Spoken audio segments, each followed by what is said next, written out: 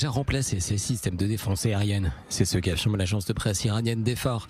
Elle tient son information d'un certain Mahmoud Moussavi, présenté comme adjoint de l'armée régulière.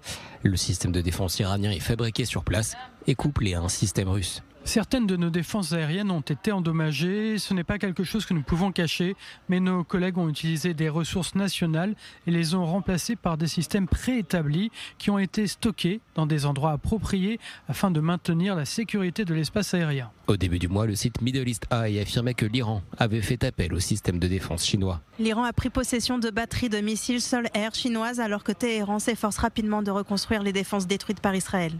Les livraisons ont eu lieu après la conclusion d'une trêve entre l'Iran et Israël le 24 juin, a déclaré un responsable arabe familier avec les renseignements. Selon ce même média, Washington serait au courant des efforts de Téhéran pour renforcer sa défense. La diplomatie iranienne affirme, elle, être prête en cas de nouvelle attaque israélienne. C'était un acte d'agression. Le cessez-le-feu est bien sûr fragile, la raison est évidente. Ce régime a un très mauvais passif à ce sujet. Nous restons très prudents.